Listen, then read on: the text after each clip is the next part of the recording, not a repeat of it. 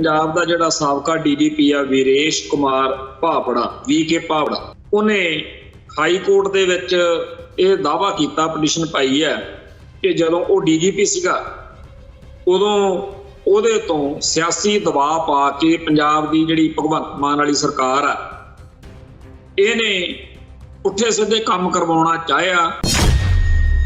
ਜਿਹੜੀਆਂ पंजाब दीयां पोलीटिकल शख्सियतां ने ਉਹਨਾਂ ਦੇ खिलाफ परचे दर्ज करके ਉਹਨਾਂ ਨੂੰ जेल 'ਚ नज़रबंद करन बारे कहा।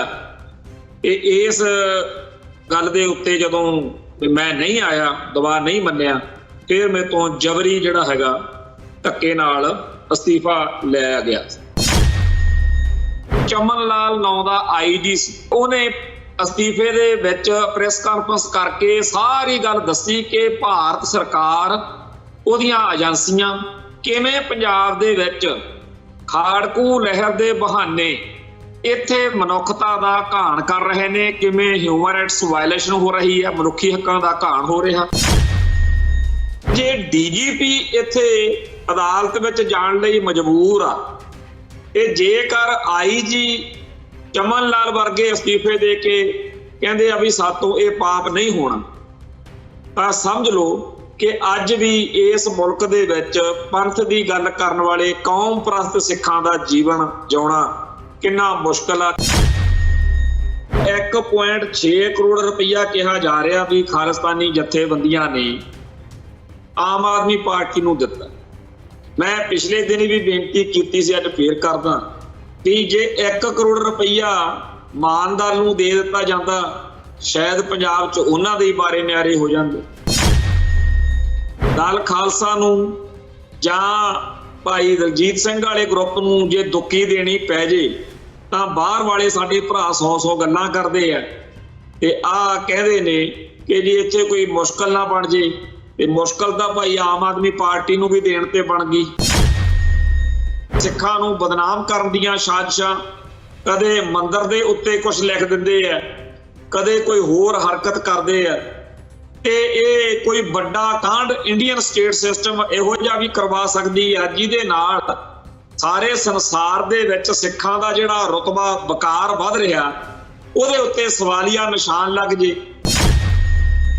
ਇਹ ਭਾਈਚਾਰਾ ਉਹ ਹੈ ਜਿਹੜਾ ਦਾਵਾ ਕਰਦਾ ਕਿ ਸਿੱਖ ਤਾਂ ਸਾਡੇ ਚੋਂ ਨਿਕਲੇ, ਜਿਹੜਾ ਜਾਣਦਾ ਹੈ ਕਿ 18ਵੀਂ ਸਦੀ ਵਿੱਚ ਕਿਵੇਂ ਗਜ਼ਨੀ ਦੇ ਬਾਜ਼ਾਰਾਂ ਦੇ ਵਿੱਚ ਵਿਕਦੀਆਂ ਇਹਨਾਂ ਦੀਆਂ ਇੱਜ਼ਤਾਂ ਸਿੱਖਾਂ ਨੇ ਬਚਾਈਆਂ।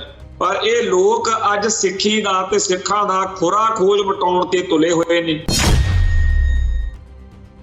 TV 84 ਉੱਤੇ ਪ੍ਰੋਗਰਾਮ ਖਬਰ ਦੀ ਖਬਰ ਦੇਖ ਰਿਹਾ ਹੈ ਸਾਰੇ ਦਰਸ਼ਕਾਂ ਨੂੰ ਮੈਂ ਸਰਬਜੀਤ ਸਿੰਘ ਘਮਾਨ ਫਤਿਹ ਅਰਜ਼ ਕਰਦਾ ਜੀ। ਵਾਹਿਗੁਰੂ ਜੀ ਕਾ ਖਾਲਸਾ, ਵਾਹਿਗੁਰੂ ਜੀ ਕੀ ਫਤਿਹ। ਅੱਜ ਇੱਥੇ ਭਾਰਤੀ ਅਖਬਾਰਾਂ ਦੇ ਵਿੱਚ ਜਿਹੜੀ ਬਹੁਤ ਦੋ ਖਬਰਾਂ ਜਿਹੜੀਆਂ ਨੇ ਜਿਨ੍ਹਾਂ ਦੀ ਖਬਰ ਲੈਣ ਦੀ ਲੋੜ ਹੈ ਉਹਨਾਂ ਬਾਰੇ ਚਰਚਾ ਕਰਕੇ ਫਿਰ ਆਪਾਂ ਆਪਦੀ ਗੱਲ ਕਰਾਂਗੇ। ਇੱਕ ਖਬਰ ਤਾਂ ਇਹ ਆ ਕਿ ਪੰਜਾਬ ਦਾ ਜਿਹੜਾ ਸਾਬਕਾ DGP ਆ ਵੀਰੇਸ਼ ਕੁਮਾਰ ਭਾਵੜਾ VK ਭਾਵੜਾ ਉਹਨੇ ਹਾਈ ਕੋਰਟ ਦੇ ਵਿੱਚ ਇਹ ਦਾਵਾ ਕੀਤਾ, ਪਟੀਸ਼ਨ ਪਾਈ ਹੈ ਕਿ ਜਦੋਂ ਉਹ DGP ਸੀਗਾ ਉਦੋਂ ਉਹਦੇ ਤੋਂ ਸਿਆਸੀ ਦਬਾਅ ਪਾ ਕੇ ਪੰਜਾਬ ਦੀ ਜਿਹੜੀ ਭਗਵੰਤ ਮਾਨ ਵਾਲੀ ਸਰਕਾਰ ਆ ਇਹਨੇ ਪੁੱਠੇ ਸਿੱਧੇ ਕੰਮ ਕਰਵਾਉਣਾ ਚਾਹਿਆ ਤੇ ਕੁਝ ਜਿਹੜੀਆਂ ਪੰਜਾਬ ਦੀਆਂ ਪੋਲੀਟੀਕਲ ਸ਼ਖਸੀਅਤਾਂ ਨੇ ਉਹਨਾਂ ਦੇ ਖਿਲਾਫ ਪਰਚੇ ਦਰਜ ਕਰਕੇ ਉਹਨਾਂ ਨੂੰ ਜੇਲ੍ਹ 'ਚ ਨਜ਼ਰਬੰਦ ਕਰਨ ਬਾਰੇ ਕਿਹਾ। ਇਸ ਗੱਲ ਦੇ ਉੱਤੇ ਜਦੋਂ ਮੈਂ ਨਹੀਂ ਆਇਆ, ਦਬਾਅ ਨਹੀਂ ਮੰਨਿਆ, ਫਿਰ ਮੇਰੇ ਤੋਂ ਜਬਰੀ ਜਿਹੜਾ ਹੈਗਾ ਧੱਕੇ ਨਾਲ ਅਸਤੀਫਾ ਲਿਆ ਗਿਆ। ਉਹ ਇਹ ਜਿਹੜੀ ਅੱਜ ਦੇ ਅਖਬਾਰਾਂ 'ਚ ਇੱਥੇ ਖਬਰ ਛਪੀ ਆ ਇਹਦੇ ਬੜੇ ਗੰਭੀਰ ਅਰਥ ਨੇ। ਜੇ ਪੰਜਾਬ ਦੇ ਵਿੱਚ ਅੱਜ ਦੇ ਸਮੇਂ ਦੇ ਵਿੱਚ DGP ਇਹ ਦਾਵਾ ਕਰਦਾ ਹੈ ਅਦਾਲਤ ਵਿੱਚ ਜਾ ਕੇ, ਦੀਪਕ ਸਿੱਬਲ ਤੇ ਦੀਪਕ ਮਨਚੰਦਾ ਇਸ ਦੋ ਜੱਜਾਂ ਦੇ ਬੈਂਚ ਕੋਲੇ ਇਹ ਕੇਸ ਲੱਗਿਆ ਜਿਹਦੇ ਵਿੱਚ ਉਹਨੇ ਕਿਹਾ ਵੀ ਮਾਰਚ 2022 ਦੇ ਵਿੱਚ ਜਦੋਂ ਸੱਤਾ ਸੰਭਾਲੀ ਆ ਉਦੋਂ ਹੀ DGP ਦਾ ਅਹੁਦਾ ਛੱਡਣ ਲਈ ਮੇਰੇ ਤੇ ਦਬਾਅ ਬਣਾਇਆ ਗਿਆ ਤੇ ਕਹਿੰਦੇ ਵੀ ਸੁਪਰੀਮ ਕੋਰਟ ਦਾ ਆਰਡਰ ਆ ਗਿਆ। ਵੈਸੇ ਅਸਲ ਵਿੱਚ ਕੋਈ ਇਹੋ ਜਿਹੀ ਗੱਲ ਹੈ ਨਹੀਂ ਸੀਗੀ, ਇਹ ਸਿਰਫ ਇਹ ਸੀ ਕਿ ਮੈਂ ਇਹਨਾਂ ਦੀ ਗੱਲ ਨਹੀਂ ਸੀ ਮੰਨਦਾ, ਮੈਂ ਇਹਨਾਂ ਦੀ ਲੱਤ ਹੇਠਾਂ ਨਹੀਂ ਡਿੱਗਿਆ। तो फिर इन्हों ने मेरी नियुक्ति है जिहड़ी ਉਹ ਰੱਦ ਕਰਵਾ ਕੇ ਮੇਰੇ ਤੋਂ ਬਾਅਦ ਵਿੱਚ ਕੋਈ ਕਿਸੇ ਹੋਰ ਨੂੰ ਆਪਦੇ ਮਤਲਬ ਦੇ ਬੰਦੇ ਨੂੰ ਜਿਹੜਾ ਹੈਗਾ ਡੀਜੀਪੀ ਲਾ ਲਿਆ। ਜਾਣੀ ਕਿ ਡੀਜੀਪੀ ਗੌਰਵ ਯਾਦਵ ਜਿਹੜਾ ਉਹ ਬਾਅਦ 'ਚ ਲੱਗਿਆ ਸੀ ਤੇ ਉਹਨੂੰ ਵੀ ਇਸ ਕੇਸ ਵਿੱਚ ਭਾਵੜੇ ਨੇ, ਇਸ ਸਾਬਕਾ ਡੀਜੀਪੀ ਨੇ ਧਿਰ ਬਣਾਇਆ, ਪਾਰਟੀ ਬਣਾਇਆ। ਹੁਣ ਗੱਲ ਇਹ ਇਸ ਕਰਕੇ ਗੰਭੀਰ ਹੈ ਕਿ ਪੰਜਾਬ ਦੇ ਵਿੱਚ 1978 ਤੋਂ ਜੋ ਕੁਝ ਸਾਡੇ ਨਾਲ ਵਾਪਰਿਆ ਉਹ ਵੀ ਇਸੇ ਤਰੀਕੇ ਦਾ ਹੀ ਸੀ। ਜਦੋਂ ਸਾਡੇ ਘਰਾਂ ਦੇ ਵਿੱਚ ਬੈਠੇ ਸਾਡੇ ਮੋਟਰਾਂ ਤੋਂ, ਸਾਡੀਆਂ ਬੱਸਾਂ ਕਾਰਾਂ ਤੋਂ ਲਾ ਕੇ ਲੋਕਾਂ ਨੂੰ ਕਤਲ ਕੀਤਾ ਗਿਆ, ਮਾਰਿਆ ਗਿਆ, ਉਦੋਂ ਵੀ ਜਿਹੜਾ ਪੋਲੀਟੀਕਲ ਇਸ ਮੁਲਕ ਦਾ ਪੋਲੀਟੀਕਲ ਕਲਾਸ ਆ, ਸਿਆਸੀ ਜਮਾਤ ਆ, ਉਹਨੇ ਆਰਡਰ ਦਿੱਤੇ ਤੇ ਜਿਹੜੇ ਖਾਕੀ ਵਰਦੀ ਵਾਲੇ ਅਫਸਰ ਸੀਗੇ ਉਹਨਾਂ ਨੇ ਆਰਡਰ ਮੰਨੇ। ਜੇ ਅੱਜ ਇਹ ਡੀਜੀਪੀ ਅਦਾਲਤ ਵਿੱਚ ਜਾ ਕੇ ਕਹਿ ਰਿਹਾ ਕਿ ਮੈਨੂੰ ਅੱਜ ਦੇ ਸਮੇਂ ਵਿੱਚ, ਜਦੋਂ ਕਿ ਅੱਜ ਕੋਈ ਇੱਥੇ ਗੋਲੀ ਨਹੀਂ ਚੱਲ ਰਹੀ, ਕਿ ਮੇਰੇ ਤੋਂ ਇਹ ਕਰਤੂਤਾਂ ਕਰਵਾਉਣੀਆਂ ਚਾਹੁੰਦੇ ਸੀ, ਹੁਣ ਅਕਸਰ ਨੂੰ ਕੋਈ ਵੱਡੀ ਗੱਲ ਹੀ ਹੋਣੀ ਆ, ਵੱਡੇ ਹੀ ਕਾਂਡ ਹੋਣੇ ਆ। ਜਿਵੇਂ ਪਿਛਲੇ ਸਾਲ ਬਹੁਤ ਸਾਰੇ ਸਿੱਖ ਨੌਜਵਾਨਾਂ ਨੂੰ ਫੜ ਕੇ ਡਿਬਰੂਗੜ੍ਹ ਜੇਲ੍ਹ ਦੇ ਵਿੱਚ ਨਜ਼ਰਬੰਦ ਕੀਤਾ ਹੈ, ਜਾਂ ਹੋਰ ਬਹੁਤ ਗ੍ਰਿਫਤਾਰੀਆਂ ਕੀਤੀਆਂ। ਜਿਹੜੇ ਮੁੰਡੇ ਅੱਜ ਵੀ ਸਾਡੇ ਅੰਮ੍ਰਿਤਸਰ ਜੇਲ੍ਹ ਦੇ ਵਿੱਚ ਬੰਦ ਨੇ, ਹੋਰਨਾਂ ਜੇਲ੍ਹਾਂ 'ਚ ਬੰਦ ਨੇ, ਇਹ ਵੀ ਇਸੇ ਤਰੀਕੇ ਦਾ ਹੀ ਇੱਕ ਪ੍ਰਕਰਨ ਹੋਇਆ ਨਾ, ਵੀ ਜਿਹੜਾ ਪਿਛਲੇ ਸਮੇਂ ਦੇ ਵਿੱਚ ਸਿੱਖ ਨੌਜਵਾਨਾਂ ਤੇ ਤਸ਼ੱਦਦ ਢਾਇਆ ਗਿਆ।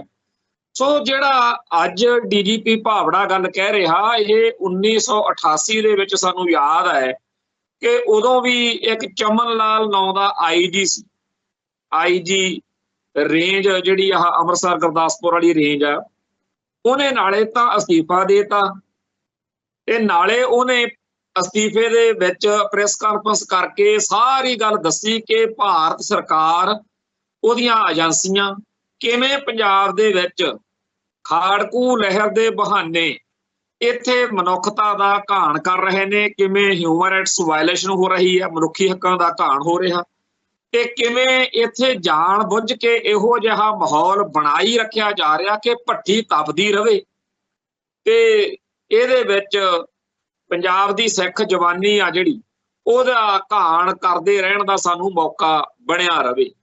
ਚਮਨ ਲਾਲ ਆਈਜੀ ਨੇ ਜਿਹੜਾ ਅਸਤੀਫਾ ਦਿੱਤਾ ਸੀ, ਉਹਦੇ ਵਿੱਚ ਸਾਡੇ ਪੰਥ ਦੇ, ਸਾਡੇ ਕੌਮ ਦੇ ਬਹੁਤ ਸਾਰੇ ਆਗੂਆਂ ਦੇ ਨਾਮ ਸੀ।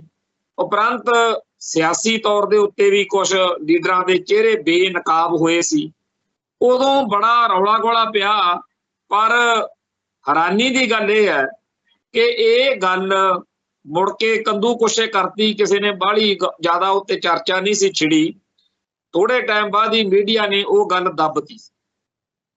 ਸੋ ਇਹ ਹਕੀਕਤ ਆ ਕਿ ਖਾੜਕੂ ਲਹਿਰ ਦਰਮਿਆਨ ਵੀ ਇਸੇ ਤਰੀਕੇ ਨਾਲ ਪੰਜਾਬ ਦੇ ਵਿੱਚ ਕਿਹਨੂੰ ਮਰਵਾਉਣਾ, ਕਿਹਨੂੰ ਜੇਲ੍ਹ 'ਚ ਸੁੱਟਣਾ, ਕਿਹਦੇ ਉੱਤੇ ਸਿਆਸੀ ਦਬਾਅ ਪਾ ਕੇ ਉਹਨੂੰ ਕਿੱਧਰ ਨੂੰ ਲੈ ਕੇ ਜਾਣਾ। ਕਿਉਂਕਿ ਜਿਹੜਾ ਪੋਲੀਟੀਕਲ ਆਮ ਬੰਦਾ ਉਹ ਫਿਰ ਕਹਿੰਦਾ ਹੈਗਾ ਕਿ ਮੈਨੂੰ ਜਾਨ ਪਿਆਰੀ ਆ, ਇਹ ਤੋਂ ਪਹਿਲਾਂ ਕਿ ਕੈਟਾਂ ਟਾਊਟਾਂ ਦਾ ਕੋਈ ਗਰੋਹ ਮੇਰੇ ਉੱਤੇ ਹਮਲਾ ਕਰੇ ਤੇ ਮੁੜ ਕੇ ਅਖਬਾਰਾਂ 'ਚ ਖਬਰ ਛਪੇ ਵੀ ਲਓ ਜੀ ਇਹਨੂੰ ਤਾਂ ਸਿੱਖ ਜੁਝਾਰੂਆਂ ਨੇ ਮਾਰ ਕੇ ਜ਼ਿੰਮੇਵਾਰੀ ਲਈ ਆ। ਕਿਉਂਕਿ ਉਦੋਂ ਇਹੋ ਜਿਹੀਆਂ ਬਹੁਤ ਸਾਰੀਆਂ ਜਿਹੜੀਆਂ ਨੇ ਕਰਤੂਤਾਂ ਪੰਜਾਬ ਸਰਕਾਰ ਨੇ, ਪੰਜਾਬ ਪੁਲਿਸ ਨੇ ਕੀਤੀਆਂ ਸੀ। ਜਿਹੜਾ ਇਜ਼ਹਾਰ ਆਲਮ ਹੈ, ਜਿਹੜਾ ਹੁਣ ਤਾਂ ਮਰ ਗਿਆ, ਉਹਨੇ ਸਾਡੇ ਇੱਧਰ ਅੰਮ੍ਰਿਤਸਰ ਗੁਰਦਾਸਪੁਰ ਏਰੀਏ ਦੇ ਵਿੱਚ ਇਹੋ ਜਿਹੇ ਗੁੰਡੇ ਬਦਮਾਸ਼ਾਂ ਦੀ ਇੱਕ ਸੈਨਾ ਬਣਾਈ ਜਿਹਨੂੰ ਆਲਮ ਸੈਨਾ ਕਹਿੰਦੇ ਸੀ। ਉਹਦਾ ਨਾਂ ਇਹਨਾਂ ਨੇ ਪੰਥਕ ਟਾਈਗਰਸ ਫੋਰਸ ਰੱਖਿਆ ਹੋਇਆ ਸੀ ਤੇ ਸੰਤੋਖਾ ਕਾਲਾ ਜਿਹੜਾ ਉਹਨੂੰ ਉਹਦਾ ਇਹਨਾਂ ਨੇ ਮੁਖੀ ਥਾਪਿਆ ਹੋਇਆ ਸੀ। ਤੇ ਇਹ ਇੱਕ ਗਰੁੱਪ ਬਣਾ ਕੇ ਪੰਜਾਬ ਦੇ ਇਸ ਪਿੰਡਾਂ ਸ਼ਹਿਰਾਂ ਦੇ ਵਿੱਚ ਜਿੱਥੇ ਵੀ ਕੋਈ ਸਿੱਖ ਜੁਝਾਰੂ ਲਹਿਰ ਨਾਲ ਸੰਬੰਧਿਤ ਜਾਂ ਕੋਈ ਚੜ੍ਹਦੀ ਕਲਾ ਵਾਲਾ ਜਿਹਦਾ ਚਿਹਰਾ ਮੂਹਰਾ, ਜਿਹਦੀ ਬਣਤਰ ਸਰੀਰ ਦੀ ਜਾਂ ਤੋਰਾ ਫੇਰਾ ਇਹਨਾਂ ਨੂੰ ਪਸੰਦ ਨਹੀਂ ਸੀ ਆਉਂਦਾ, ਉਹਨੂੰ ਅਗਵਾ ਕਰਕੇ ਇੱਥੇ BR ਮਾਡਰਨ ਸਕੂਲ, ਮਾਲ ਮੰਡੀ ਤੇ ਹੋਰ ਜਿਹੜੇ ਬੁੱਚੜਖਾਨੇ ਸੀ ਉੱਥੇ ਇਹ ਉਹਨਾਂ ਨੂੰ ਮਾਰ ਦਿੰਦੇ ਸੀ ਫੜ ਕੇ। ਉਹ ਇਹ ਜਿਹੜਾ ਸਾਰਾ ਕੁਝ ਉਦੋਂ ਇਜ਼ਹਾਰ ਆਲਮ ਨੇ ਤੇ ਬਾਅਦ ਵਿੱਚ ਜਿਹੜਾ DGP ਵਿਰਕ ਸੀ ਉਹਨੇ ਵਿਰਕ ਸੈਨਾ ਬਣਾਈ। ਹੋਰ ਵੀ ਹਰੇਕ ਅਫਸਰ ਨੇ ਆਪੋ ਆਪਦੇ ਕੈਟ ਟੋਲੇ ਉਦੋਂ ਬਣਾਏ ਹੋਏ ਸੀ। ਉਹਨਾਂ ਕੈਟ ਟੋਲਿਆਂ ਨੇ ਉਹ ਸਾਰਾ ਕੁਝ ਕੀਤਾ ਜਿਹਦੇ ਨਾਲ ਲੋਕਾਂ ਦੇ ਦਿਲ ਦਿਮਾਗ ਵਿੱਚ ਖਾੜਕੂ ਲਹਿਰ ਦੇ ਖਿਲਾਫ ਨਫ਼ਰਤ ਭਰੀ ਜਾਵੇ।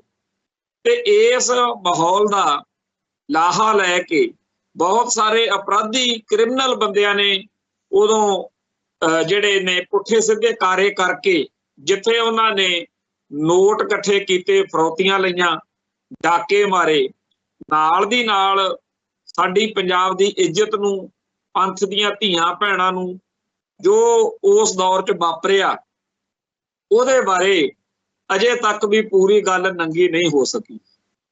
ਅੱਜ ਇਹ ਗੱਲ ਕਰਦਿਆਂ ਸਾਨੂੰ ਚੇਤੇ ਆ ਰਿਹਾ ਕਿ ਪਿਛਲੇ ਦਿਨੀ ਬਲਜਿੰਦਰ ਸਿੰਘ ਕੋਟਭਾਰਾ ਦੀ ਕਿਤਾਬ ਕੌਰਨਾਮਾ, ਜਿਹਦੇ ਵਿੱਚ ਇਸ ਸਾਰੇ ਦੌਰ ਵਿੱਚ ਜਿਹੜਾ ਜ਼ੁਲਮ ਬੀਬੀਆਂ ਨੇ ਝੱਲਿਆ, ਸਾਡੀਆਂ ਔਰਤ ਜਾਤੀ ਨੇ ਜੋ ਸਿੱਖ ਬੀਬੀਆਂ ਤੇ ਜ਼ੁਲਮ ਹੋਇਆ, ਉਹ ਸਾਰਾ ਕੁਝ ਉਹਦੇ ਵਿੱਚ ਬਿਆਨ ਕੀਤਾ ਗਿਆ। ਕਿਤਾਬ ਇਹਨਾਂ ਦਿਨਾਂ 'ਚ ਬੜੀ ਚਰਚਾ 'ਚ ਹੈ।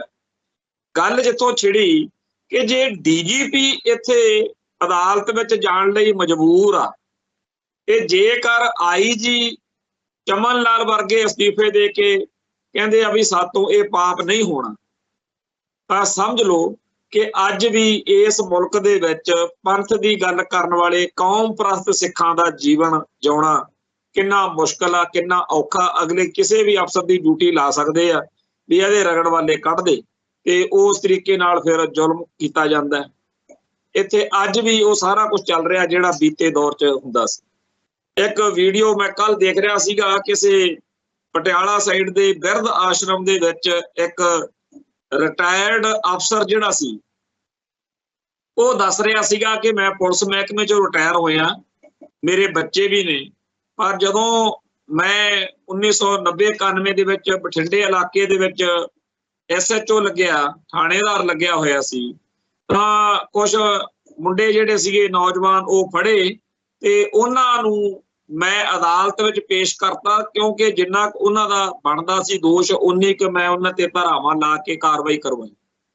ਪਰ ਮੇਰੇ ਉੱਤੇ ਅਫਸਰਸ਼ਾਹੀ ਗੁੱਸੇ ਹੋ ਗਈ ਤੇ ਅਖੀਰ ਮੇਰੇ ਉੱਤੇ ਜੋ ਵੀ ਉਹਨਾਂ ਨੇ ਪ੍ਰਤੀਕਿਰਿਆ ਕੀਤੀ ਉਹਦਾ ਨਤੀਜਾ ਇਹ ਨਿਕਲਿਆ ਕਿ ਮੇਰੀ ਜਿਹੜੀ ਕੋਈ ਪੈਨਸ਼ਨ ਦਾ ਨਹੀਂ ਬਣਿਆ ਤੇ ਸਾਰੇ ਪਾਸਿਓਂ ਮੈਂ ਪੂਰੀ ਤਰ੍ਹਾਂ ਨਿਰਾਸ਼ਾ 'ਚ ਘਿਰਿਆ ਹੋਇਆ ਤੇ ਹੁਣ ਆਪਦੇ ਹਾਲਾਤ ਤੋਂ, ਬੱਚਿਆਂ ਤੋਂ, ਸਾਰੇ ਪਾਸਿਓਂ ਬੇਜ਼ਾਰ ਹਾਂ ਮੈਂ ਅੱਜ ਇੱਥੇ ਬੈਠਾ।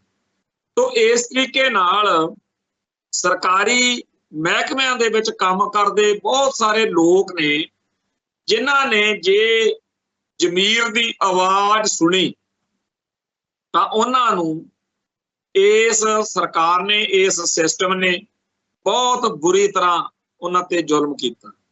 ਤੇ ਕਈ ਇਹੋ ਜਿਹੇ ਵੀ ਭਰਾ ਜਿਨ੍ਹਾਂ ਤੋਂ ਫਿਰ ਇਹ ਜ਼ੁਲਮ ਨਹੀਂ ਝੱਲਿਆ ਗਿਆ ਉਹਨਾਂ ਦਿਨਾਂ ਦੇ ਵਿੱਚ, ਉਹਨਾਂ ਨੇ ਆਪਦਾ ਕੌਮੀ ਫਰਜ਼ ਨਿਭਾਇਆ।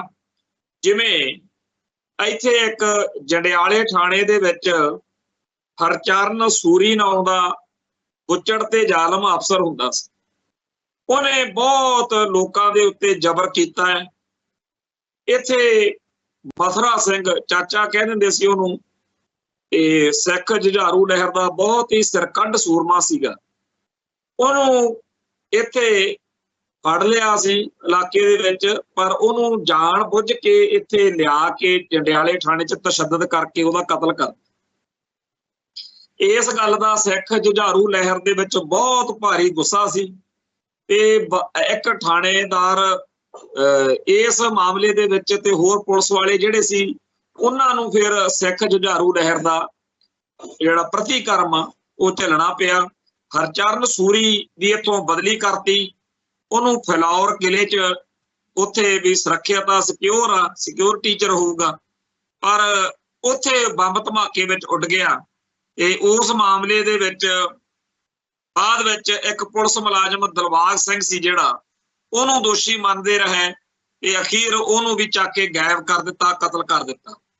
ਪਿਛਲੇ ਦਿਨੀ ਉਹਦੀ ਜਿਹੜੀ ਸਿੰਘਣੀ ਆ ਉਸ ਪੁਲਿਸ ਮੁਲਾਜ਼ਮ ਦਿਲਬਾਗ ਸਿੰਘ ਦੀ, ਉਹਦਾ ਦੁੱਖ ਸੁਣ ਰਹੇ ਸੀਗੇ ਕਿ ਮੈਨੂੰ ਸਰਕਾਰੀ ਤੌਰ ਦੇ ਉੱਤੇ ਤਾਂ ਜੋ ਕੁਝ ਮਿਲਣਾ ਮਿਲਣਾ ਨਹੀਂ, ਸੋ ਮੈਂ ਇਸ ਮੌਕੇ ਬਹੁਤ ਆਰਥਿਕ ਤੌਰ ਤੇ ਸੰਕਟ 'ਚ ਆ, ਕਿਉਂਕਿ ਮੇਰੇ ਘਰ ਵਾਲਾ ਦਿਲਬਾਗ ਸਿੰਘ ਜਿਹੜਾ ਸੀ ਉਹਨੂੰ ਪੁਲਿਸ ਨੇ ਚੱਕ ਕੇ ਗਾਇਬ ਕਰਤਾ, ਮਾਰਤਾ, ਕਿਉਂਕਿ ਉਹਦੇ ਤੇ ਸ਼ੱਕ ਸੀਗਾ ਕਿ ਇਹਨੇ ਇਹ ਕੰਮ ਕੀਤਾ ਜਿਹੜਾ ਸੂਰੀ ਨੂੰ ਫਲੌਰ ਦੇ ਕਿਲੇ 'ਚ ਉਡਾਇਆ।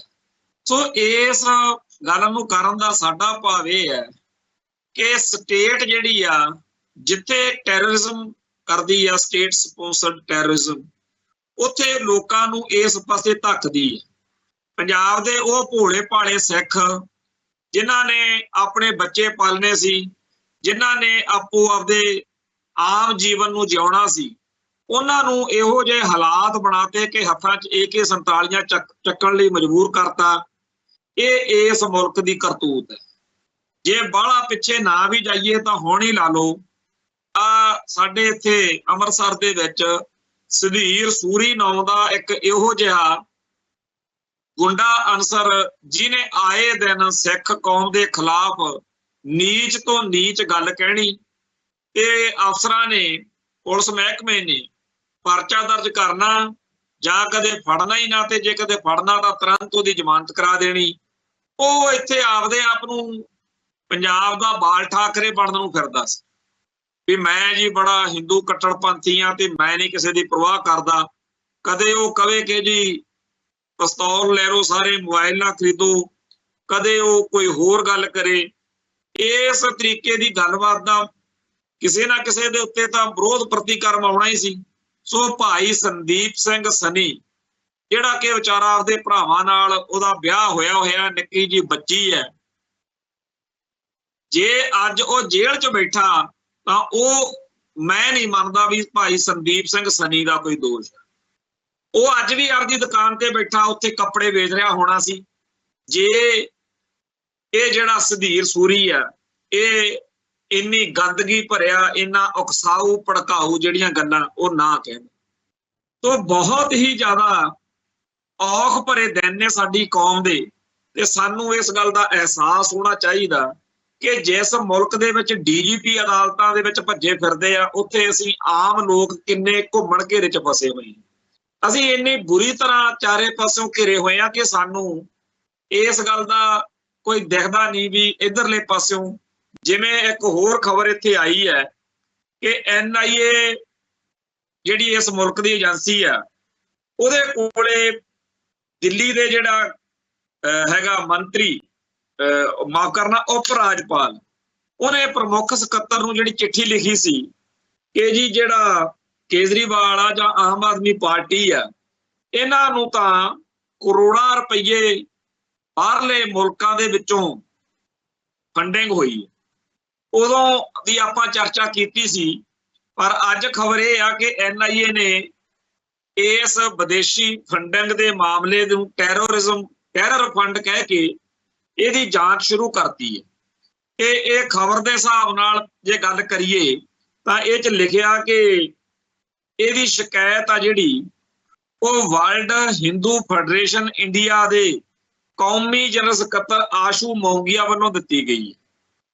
ਤੇ ਅਸਲ ਵਿੱਚ ਕੀ ਆ ਕਿ ਜਦੋਂ ਬਾਹਰਲੇ ਮੁਲਕਾਂ ਦੇ ਵਿੱਚ ਜਾਂਦੇ ਆ ਪੰਜਾਬ ਤੋਂ, ਭਾਰਤ ਚੋਂ ਸਿਆਸੀ ਲੋਕ, ਉਹ ਚੋਣ ਫੰਡ ਇਕੱਠਾ ਕਰਦੇ ਤੇ ਚੋਣ ਫੰਡ ਇਕੱਠਾ ਕਰਕੇ ਇਹਨਾਂ ਨੂੰ ਦੇਣ ਦਾ ਭਾਵ ਅਰਥ ਇਹ ਹੁੰਦਾ ਕਿ ਜੀ ਠੀਕ ਆ ਸਾਡੇ ਮੁੱਦੇ ਨੇ ਤੇ ਅਸੀਂ ਤੁਹਾਡੇ ਰਾਹੀਂ ਇਹ ਮੁੱਦੇ ਹੱਲ ਕਰਾਉਣਾ ਚਾਹੁੰਦੇ ਹਾਂ। ਤੇ ਹਰੇਕ ਪਾਰਟੀ ਇਹ ਚੋਣ ਫੰਡ ਲੈਂਦੀ, BJP ਨੂੰ ਵੀ ਆਉਂਦਾ, ਅਕਾਲੀਆਂ ਨੂੰ ਵੀ ਆਉਂਦਾ, ਕਾਂਗਰਸ ਨੂੰ ਵੀ ਆਉਂਦਾ। ਹਰੇਕ ਪਾਰਟੀ ਦੇ ਆਪੋ ਆਪਣੇ ਉੱਥੇ ਸੈੱਲ ਨੇ ਤੇ ਉਹਨਾਂ ਰਾਹੀਂ ਫੰਡ ਇਕੱਠਾ ਕੀਤਾ ਜਾਂਦਾ। ਕਈ ਤਰੀਕੇ ਹੁੰਦੇ ਆ ਫੰਡ ਇਕੱਠਾ ਕਰਨ ਦੇ। ਇਹ NIA ਨੂੰ ਜਿਹੜੀ ਇਹ ਸ਼ਿਕਾਇਤ ਕੀਤੀ ਗਈ ਆ, ਇਸ ਗੱਲ ਬਾਰੇ ਪਹਿਲਾਂ ਸੈਕਸ ਫਾਰ ਜਸਟਿਸ ਦੇ ਐਡਵੋਕੇਟ ਗੁਰਪਤਵੰਤ ਸਿੰਘ ਪੰਨੂ ਨੇ ਵੀ ਗੱਲ ਕੀਤੀ ਸੀ ਤੇ ਆਪਾਂ ਵੀ ਇਸ ਗੱਲ ਤੇ ਟਿੱਪਣੀ ਕੀਤੀ ਸੀ ਕਿ ਕਿਹਾ ਜਾ ਰਿਹਾ ਕਿ 1.6 ਕਰੋੜ ਡਾਲਰ ਜਿਹੜੇ ਨੇ ਉਹ ਆਮ ਆਦਮੀ ਪਾਰਟੀ ਨੂੰ ਦਿੱਤੇ ਗਏ। ਤੇ ਕਿਹਾ ਇਹ ਗਿਆ ਕਿ ਜਿਹੜੇ ਸਿੱਖ ਕੌਮ ਨਾਲ ਸੰਬੰਧਿਤ ਮਸਲੇ ਆ, ਖਾਸ ਤੌਰ ਦੇ ਉੱਤੇ ਪ੍ਰੋਫੈਸਰ ਦਵਿੰਦਰਪਾਲ ਸਿੰਘ ਭੁੱਲਰ ਦੀ ਜਿਹੜੀ ਰਿਹਾਈ ਦਾ ਮਾਮਲਾ ਤੇ ਇਸੇ ਤਰੀਕੇ ਨਾਲ ਹੋਰ ਜਿਹੜੇ ਮਾਮਲੇ ਹੈ ਉਹਨਾਂ ਦੇ ਵਾਸਤੇ ਸਾਡੀ ਤੁਸੀਂ ਸੁਣਵਾਈ ਕਰਿਓ। ਤੇ ਹੁਣ ਇਸ ਗੱਲ ਦੇ ਉੱਤੇ ਪੇਚ ਫਸਾ ਲਿਆ ਕਿ ਜੀ ਇਹ ਤਾਂ ਭਾਰਤ ਦੇ ਜਿਹੜੇ ਵਿਰੋਧੀ ਲੋਕ ਨੇ ਉਹਨਾਂ ਦੇ ਹੱਕ ਵਿੱਚ ਆਮ ਆਦਮੀ ਪਾਰਟੀ ਭੁਗਤ ਰਹੀ ਸੀ।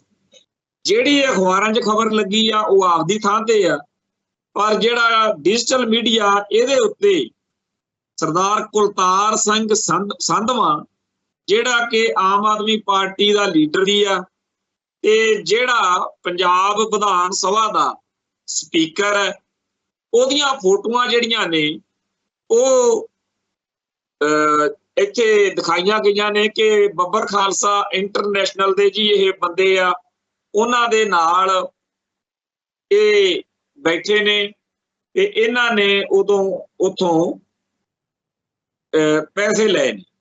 ਇਹਦੇ ਵਿੱਚ ਕਿਹਾ ਇਹ ਆ ਕਿ ਕੈਨੇਡਾ 'ਚ ਕੁਲਤਾਰ ਸਿੰਘ ਸੰਧਵਾਂ ਗਏ ਸੀ ਤੇ ਉੱਥੇ ਹਰਜੀਤ ਸਿੰਘ ਬਾਜਵਾ ਨਾਂ ਦੇ ਆਗੂ ਨੂੰ ਮਿਲੇ ਆ ਤੇ ਉਹਨਾਂ ਦੀਆਂ ਫੋਟੋਆਂ ਜਿਹੜੀਆਂ ਨੇ ਉਹ ਅੱਜ ਇੱਥੇ ਬੜੀ ਵੱਡੀ ਗਿਣਤੀ ਦੇ ਵਿੱਚ ਕਈ ਫੋਟੋਆਂ ਨੇ ਜਿਹੜੀਆਂ ਡਿਜੀਟਲ ਮੀਡੀਆ ਦੇ ਰਾਹੀਂ ਲੋਕਾਂ ਦੇ ਵਿੱਚ ਇੱਥੇ ਸਰਕੂਲੇਟ ਕੀਤੀਆਂ ਗਈਆਂ ਨੇ। ਤੇ ਜਿਹੜੀ ਗੁਰਪਤਵੰਤ ਸਿੰਘ ਪੰਨੂ ਵਾਲੀ ਵੀਡੀਓ ਆ ਉਹਦਾ ਵੀ ਹਵਾਲਾ ਦਿੱਤਾ ਗਿਆ। ਕੁੱਲ ਮਿਲਾ ਕੇ ਆਮ ਆਦਮੀ ਪਾਰਟੀ ਨੂੰ ਘੇਰਨ ਲਈ ਆਪਦੇ ਸਿਆਸੀ ਮੰਤਵ ਦੇ ਨਾਲ ਖਾਲਿਸਤਾਨੀ ਕਨੈਕਸ਼ਨ ਅਗਲਿਆਂ ਨੇ ਲੱਭ ਲਿਆ ਹੈ।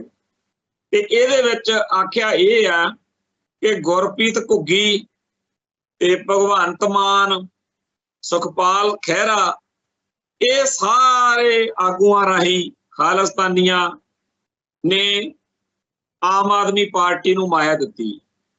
ਹੁਣ ਇਹ ਮਾਮਲਾ ਅਗਾਹ ਕਿੱਧਰ ਨੂੰ ਜਾਂਦਾ ਇਹ ਆਪਦੀ ਥਾਂ ਤੇ ਹੈ, ਪਰ ਜੇਕਰ 1.6 ਕਰੋੜ ਰੁਪਈਆ ਕਿਹਾ ਜਾ ਰਿਹਾ ਵੀ ਖਾਲਿਸਤਾਨੀ ਜਥੇਬੰਦੀਆਂ ਨੇ ਆਮ ਆਦਮੀ ਪਾਰਟੀ ਨੂੰ ਦਿੱਤਾ, ਮੈਂ ਪਿਛਲੇ ਦਿਨ ਵੀ ਬੇਨਤੀ ਕੀਤੀ ਸੀ, ਅੱਜ ਫੇਰ ਕਰਦਾ ਕਿ ਜੇ 1 ਕਰੋੜ ਰੁਪਈਆ ਮਾਨ ਦਲ ਨੂੰ ਦੇ ਦਿੱਤਾ ਜਾਂਦਾ ਸ਼ਾਇਦ ਪੰਜਾਬ 'ਚ ਉਹਨਾਂ ਦੇ ਬਾਰੇ ਨਿਆਰੇ ਹੋ ਜਾਂਦੇ।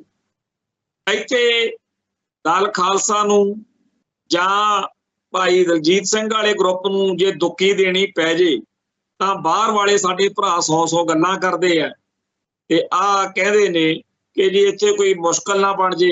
ਤੇ ਮੁਸ਼ਕਲ ਤਾਂ ਭਾਈ ਆਮ ਆਦਮੀ ਪਾਰਟੀ ਨੂੰ ਵੀ ਦੇਣ ਤੇ ਬਣ ਗਈ।